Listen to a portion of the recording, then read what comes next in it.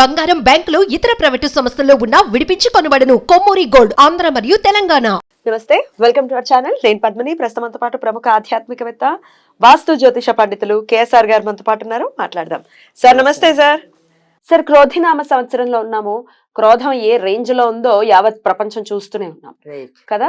ఎంతో కొంత క్రోధం వల్ల మనం నష్టపోయేదే ఎక్కువ ఉంటుంది. ఆబ్వియస్ కూడా నెగటివ్ కాబట్టి నెగటివ్ ఉంటుంది. మరి ఇంతలాగా ఈ క్రోధినామ సంవత్సరము తర్వాత ఈ గ్రహస్థితి కూడా కుజస్తంభన అని ఇట్లా రకరకాలుగా ఉంది గోచార ఫలితాలు మనం చూసుకుంటే. మరి వీటన్నిటిని దృష్టిలో పెట్టుకుని ప్రకృతి మనకు అందిస్తోందా విరివిగా ఇట్లాంటి కాంబినేషన్స్ తో వచ్చేటటువంటి రోజులు అని అనిపిస్తోంది.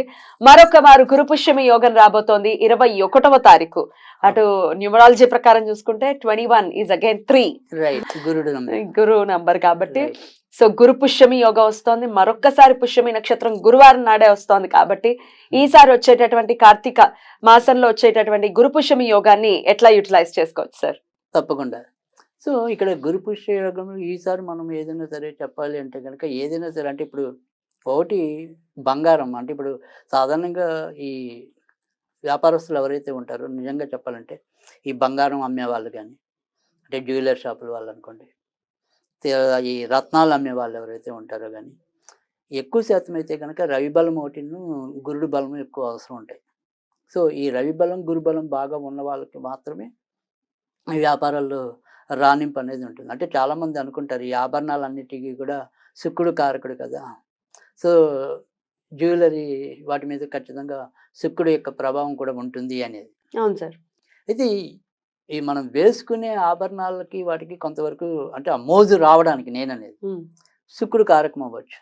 కానీ నేను మీకు అమ్మి పెట్టాలంటే స్వీట్లు అమ్మేవాడు ఎప్పుడు కూడా స్వీట్స్ తినడు. అవును, తిని వాడికి మొహం మొత్తుతుంది కానీ బంగారం మొహం మొత్తుతుందా? అంటే బంగారం ఇచ్చేస్తుంటాడు కదా వాడు, రోజు ఆనందిస్తాడు. వాడు వేసుకోవాలంటే షో కోసం వేసుకుంటాడు అంతవరకే తప్ప మొత్తం బంగారం ఉంది బంగారం బట్టలు కట్టలేడుగా. సో అందుకని ఇక్కడ ఏంటంటే ఎప్పుడైనా సరే వాటిలో రాణించాలి అంటే కనుక ఖచ్చితంగా మనకి గురుడు రవి యోగం ఉండాలి అని చెప్పి ఉంది. బంగారం బిజినెస్ లో రాణించాలి అంటే అది కాకుండా బంగారం బిజినెస్ లోనే కాదు, బంగారం బిజినెస్ రాణిస్తుంది అంటే వాడు బంగారం వాడి షాప్ లో సరిగ్గా ఉంచుకున్నాడు అంతే కదా. కరెక్ట్. సో అలా మనలలో బంగారం బాగుండాలన్నా కూడా గురుడు అనుగ్రహం ఉండాలి. ఓకే. అంటే ఈ మధ్య కాలంలో మా బంగారం పోయింది, మాకు ఇంట్లో దొంగతనం జరిగింది, మా బంగారం పోయింది, మేము పోగొట్టుకున్నాం, ఇవి వింటూనే ఉన్నాము. మరి ఇలా బంగారం పోగొట్టుకున్న వాళ్ళు కూడా ఈ గురుపుష్యమి యోగాన్ని వినియోగించుకోవచ్చా?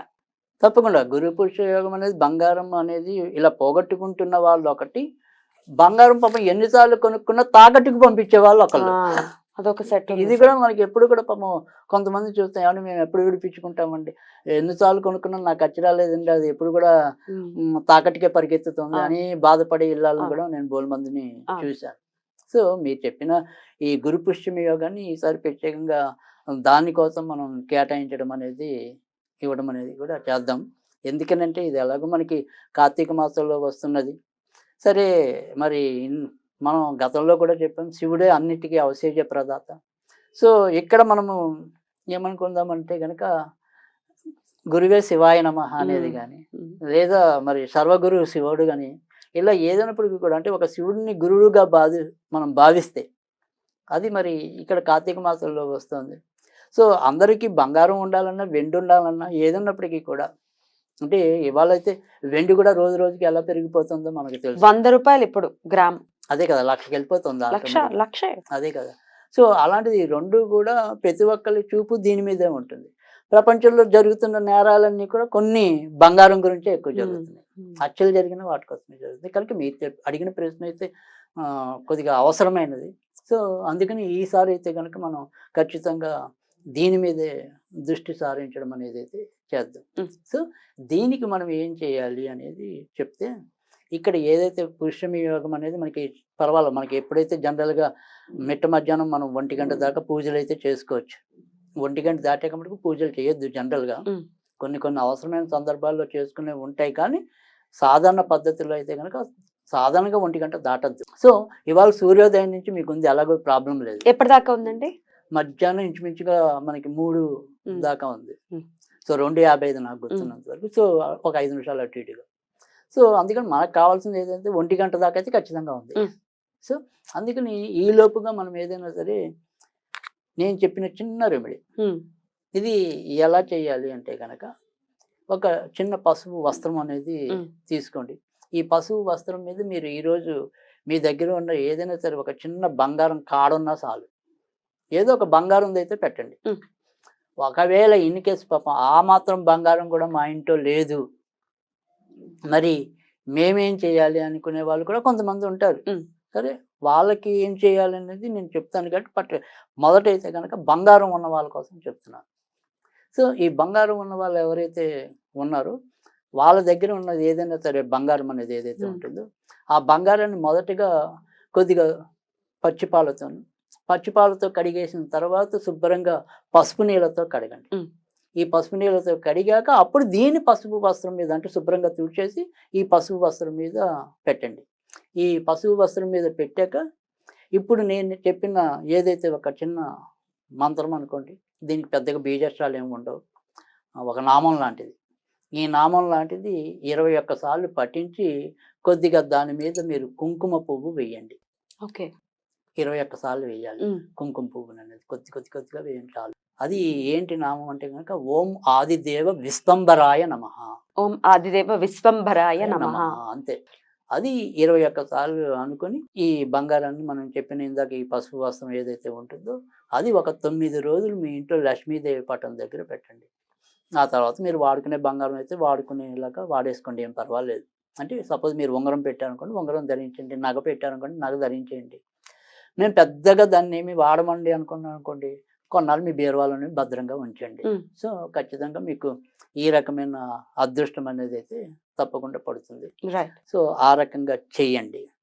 సో ఇది ఎన్ని రోజులు చేయాలి అనేది కూడా ఇంకా ఎన్ని రోజులు చేయాల్సి ఉంటుంది అంటే ఇది ఆ రోజు చేస్తాము, ఆ రోజు చేశాక ఇంక మళ్ళీ చేయక్కల. అవును, కానీ మనం చెప్పింది ఏదైతే ఉంటుందో అది మనసులో కొన్నాళ్ళు జపించినట్టయితే తప్పేమీ లేదు. ఓం ఆదిదేవ విశ్వంబరాయ నమః అనే దానికి మళ్ళీ ఇంకా పూజతో సంబంధం లేదు.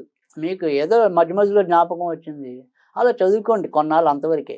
అంతేకాని పూజ మాత్రం ఒక పుష్యమి యోగం ఉన్న రోజు మాత్రమే, ఇంకా మిగతా రోజులు మీకు అవసరం లేదు. ఆ రకంగా చేయండి, సరిపోతుంది. Right, beautiful sir. ఒకవేళ ఈ గురువారం పుష్యమి మిస్ అయితే ఇంకొక ఆల్టర్నేటివ్ ఎప్పుడు చేసుకోవచ్చు అంటే ఎప్పుడైనా సరే ఒక మన కళ రోజుల్లో అయితే మనం ఒకటి గురు పుష్యమి యోగం కానీ ఆదివారం పుష్యమి యోగం కానీ వస్తే ఈ 2 రోజులు అనేది ఎలాగో ఉంటాయి. మరి ఎలాగో మనం మధ్యలో వాటిని ఏదో రకంగా గుర్తు చేస్తూ ఉంటాం. అంటే పర్పస్ ఇదే కాకపోయినా ఒక్కోసారి పర్పస్ మారచ్చు, కానీ అమ్మో రేపు గురువారం పుష్యమి యోగం అనేది తెలుపుతాం.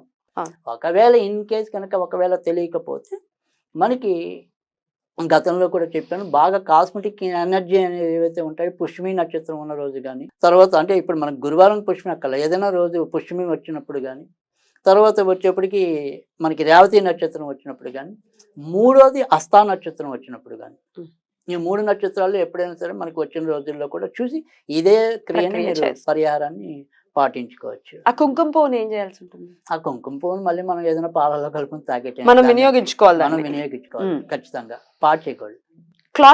క్లాత్ మళ్ళీ జనరల్ గా మీకు కావాల్సిన విధంగా వాడేసుకోండి. మన క్లాత్ అన్నది ఏంటంటే కేవలం మనం ఒక 9 రోజులు ఉంచడం కోసమే ఉంచాలి.